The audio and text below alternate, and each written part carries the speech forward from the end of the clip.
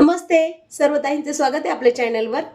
तर आजचा व्हिडिओ बनवण्याचं मुख्य कारण म्हणजे आपला 20 मार्च रोजी शुक्रवारी जो पातूर तालुका आहे अकोला जिल्हा इथे आपला जो मेळावा झाला होता, छोटीशी अंगणवाडी सेविका मदतनीस ताईंची जी छोटीशी सभा आयोजित केली होती। तर त्या सभेसाठी मोठ्या प्रमाणावर पातूरकरताई अकोलाकरताई उपस्थित होत्या आणि मोठ्या संख्येने या ताईंनी आपल्या नवीन संघटनेत म्हणजे अंगणवाडी सेविका मदतनीस एकजूट सेवा संघामध्ये जाहीर प्रवेश देखील केला। तसेच मोठ्या प्रमाणावर ते सदस्य देखील झाले आहेत।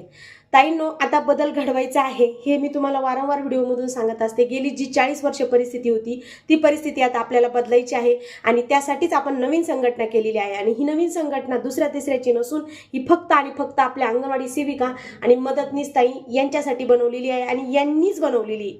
जशी लोकशाही असते, लोकांचं राज्य लोकांसाठीच आणि लोकांकडून चालवलं जातं, तसं अंगणवाडी सेविकांसाठी ही जी संघटना आहे ती अंगणवाडी ताईंकडून अंगणवाडी मदतनीसांकडून आपल्याच ताईंसाठी चालवलेली संघटना, आपल्या हक्काची संघटना आहे।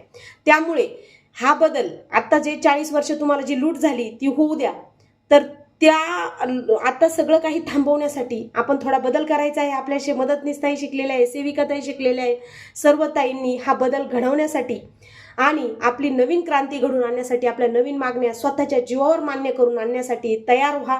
नवीन संघटनेला सहकार्य करा। बऱ्याच ठिकाणी ताईंनो जुन्या संघटनांनी आपली जे वाढलेलं मानधन आहे, जसं की मानधन हे साधारणतः वाढीव मानधन हे 5,000 वाढलं असे भूमिका केली गेली, परंतु प्रत्यक्षात 3,000 रुपये खात्यावर येतात आणि प्रोत्साहन भत्ता अजूनही सरसकट खात्यावर जमा केला जात नाही। बऱ्याच ठिकाणी आपल्या सेविका ताईंकडून ही रक्कम 5,000 रुपये व मदतनीस ताईंकडून 3,000 रुपये या स्वरूपात मागितली जात आहे। पण माझ्या ताईंना हात जोडून विनंती आहे, 1 रुपया सुद्धा कुणाला देऊ नका। तुमच्या कष्टाचा पैसा आहे। कोणत्याही संघटनेत राहा, सदस्य फी किंवा वर्गणी, सदस्य फी शिवाय 1ही रुपयाची पावती कुठे देऊ नका आणि 1ही रुपया वाढव देऊ नका। लढा निधी असेल किंवा तुमची जी मानधनाची वाढीव रक्कम असेल ती रक्कम तुमच्या हक्काची आहे। तुम्ही पण संपात सहभागी असता, तुमचा पण खर्च होत असतो, त्यामुळे तुम्हाला अजिबात आपली संघटनेची जी पावती असते त्या संघटनेच्या सदस्य खेरीज 1ही रुपया वाढव कोणालाही देऊ नका। कोणत्याही धमकीला बळी पडू नका। जर तुम्हाला कोणी जुन्या संघटनेवाले काही त्रास देत असेल तर आपल्या संघटनेशी संपर्क साधा। 100% त्यांच्यावर कारवाई केल्याशिवाय राहणार नाही।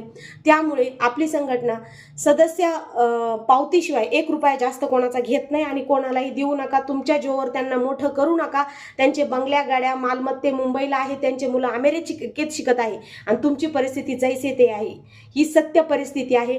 ही मी तुम्हाला सगळ्या व्हिडिओंमधून सांगत असते। आपले व्हिडिओ ऐकत असतील, आवडत असतील तर नक्की बघत राहा। धन्यवाद।